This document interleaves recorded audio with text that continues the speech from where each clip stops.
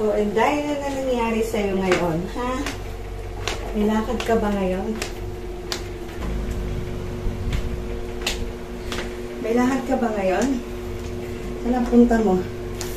Jesus, mayusip ng bata ka. Ano ba nang itsura mong yan?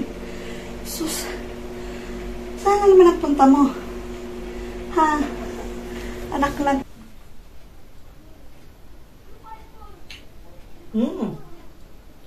Gising na ang aking ina. Ang aking ina. Ay, nako.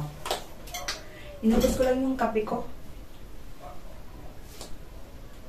Paalis na rin po ako. May lakad po ako ngayon. At kakailangan ko po mag-enroll. Ano? Anong mag-enroll? Ilang SEM na ba yung kinukuha mo? Kailangan ko mag-enroll kasi papansin ko sa sarili ko. 4 years course na ako, hindi pa ako gumagraduate. Kaya iniisip ko na mag-shift na lang. Mariosip ka, Inday. Hindi ko nang maintindihan kung ano ba talagang kurso mo. Halos kada enroll na lang, kada year na lang, iba-ibang kurso. At mabuti sana kung natatapos mo. Lagang percent. Unang ginawa mo, midwife, percent. Pangalawa, nurse, percent.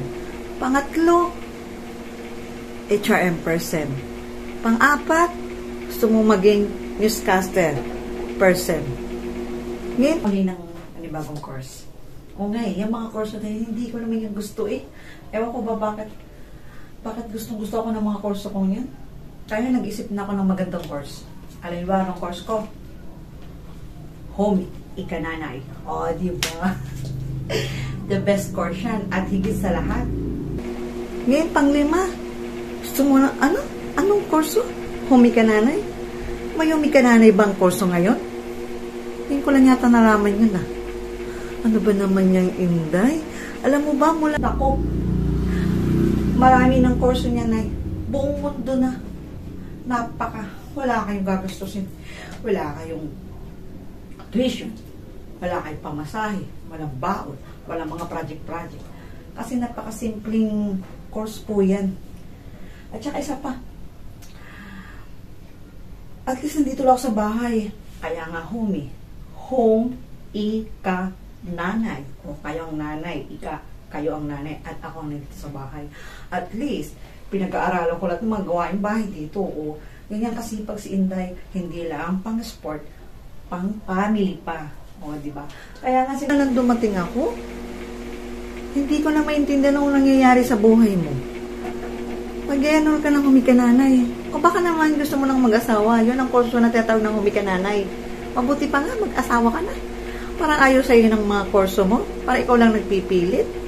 Buti pa nga mag-asawa ka na nang wala na akong palamon Kasi, lumalaki ka, Inday. At least, pinag-aaralan ko lahat ng mga gawain bahay dito. O, ganyan kasipag si Inday, hindi lang pang-sport, pang-family pa.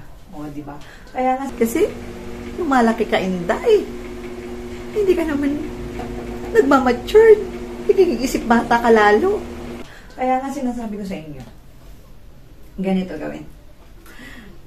Hindi naman ako nag-iisa Madami ng kursong ganito na. At ito ang in-demand ngayon. Lahat ng mga kabataan ngayon, ito na ang in-demand. Hindi na bago.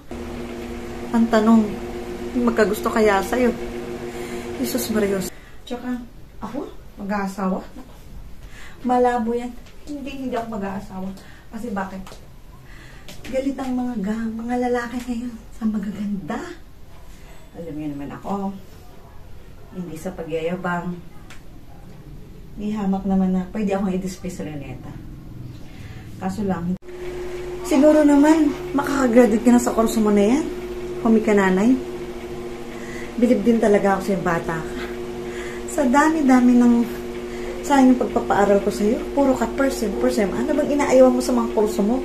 Sadyang, kakaiba lang taga-utak mo, no? Ikaw lang nakilala kong batang kakaibang utak. Iba-iba ang kurso. Ay, naku, bahala ka na nga. Nagpunta ba dito yung papadeliver? Kasi order ako sa online, anak. Ang in-order ko ay okay. Siguro naman, ligtas na tayo dyan. Utang din siya pala. Hindi nga pala tayo ligtas. Utang din siya, pero siguro, pag nagtinda tayo ng ukay-ukay, alam mo na, dun sa okay-okay, naku naman. Alam niyo naman, ayun ko sa lahat yung i-expose yung beauty ko sa mga ganyang kainitan. Naku naman, inay, dapat naman yung medyo may aircon tayo magtitinda. Huwag yung sa mga kabundukan sa palengke. Alam niyo naman tong anak niyo. Nag-iisa na lang. Kaya, ay naku. Alam mo na, tutulungan mo ako. Hindi ako lang. Pupunta tayo sa iba't ibang mga lugar at tayo magtitinda ng ukay-ukay para tayo ay mabuhay. Ayoko naman kasi lagi na lang tayo nandun sa bundok, sa kung saan-saan pa. Ang hirap kaya ng ganung magtitinda ka sa palengke. Ay nako. O sige na. Wala na akong magagawa. Kailangan kitang sundin kasi you're my mother. You're the best mother in this world. O nga pala. Lumaki ako, hindi ko. Bahala na ho kung anong mangyayari. Basta, bigyan niyo muna ako ulit ng pang-enroll. At alam niyo naman, kailangan ko na talaga mag-enroll kasi wala akong aasahan eh. Tsaka, kung nga naman, no, lumalaki nga ako, parang nagiging isang bata pa rin ako. Pero hindi naman kasi ayos mo na ako magsalita. Hindi naman ako bulol. Pero alam niyo na, I promise, mag-aaral na ako ngayon ng mabuti. At sana nga, kung mag-aasawa naman ako, sino naman kayang lalaki ang magkakagusto sa akin? Sa panahon ngayon, inay, ang mga lalaki hindi na mahilig sa maganda. Kasi, naluluko daw sila. Paano yan? Alam niyo, anak ninyo si Inday, nagmana lang naman ako sa inyo ng angking kagandahan. Kaya, eto, alam, may tatay ba ako? Hindi. Hay nako, bata ka. Huwag mo ko laging sasabihin ng ganyan. Kasi, hindi ko na alam kung nasaan ang tatay mo. Madilim ng mga time na yon. Wala akong mabukaan. Kaya huwag mo nang itanong kung nasaan ang tatay mo. Ang mahalaga na buhay ka ng ganyan. Hindi ko nga lang paano kita patitinoy, paano kita pagiging normalin. At yan ba yung damit mo? Parang kang ibong malayang lumipad Ay, ibong, ano to, bakit balahibo yung mga damit mo? Wala kang damit ko? Yan ang gusto ngayon, yung parang kang ibon ng may layang lumipad. Hindi ka mapagkamalang kalapating mababang lipad. Ibon ng malayang lumipad kasi naka-white ako at mga balahibo. Init na ako sa suot ko to Kailangan ko na umalis. Ay, nako. Yung okay-okay na bang damit masuot at pati yung mukha kang ibon dyan na mabalahibo. Batang ito. Ay, nako. So, nanay, okay ba yung mga post ko? Okay ba yung aking mga attire? At saka malay niyo ba, nanay?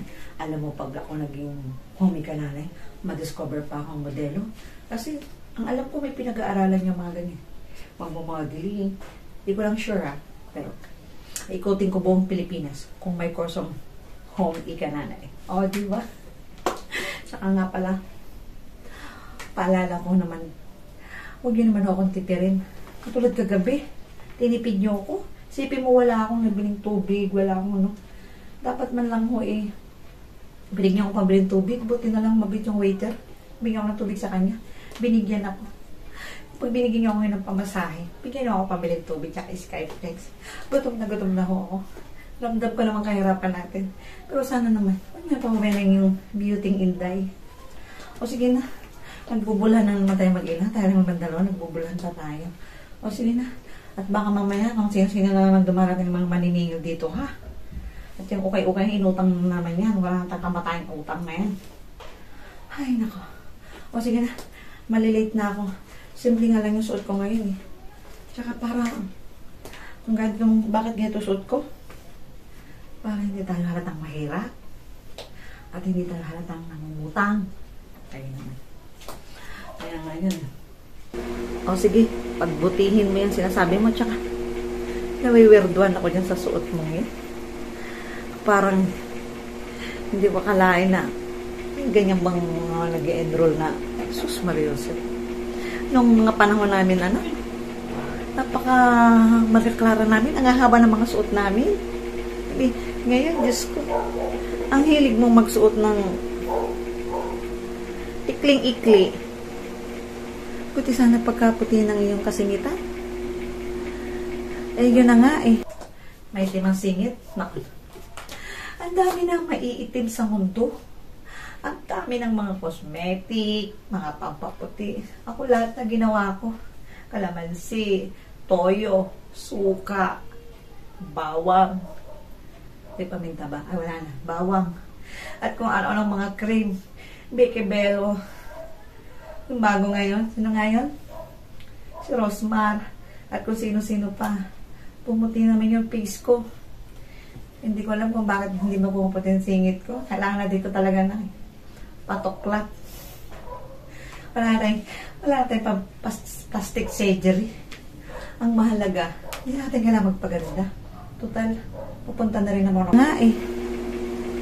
O nga, lahi tayo ng mga kadiliman. Ng kailaliman. Pero nga naman anak, unang ilantad at nakakahiya sa mundong ibabaw. Utang na loob. Please lang. Nawiwirdohan talaga ako sa suot mo.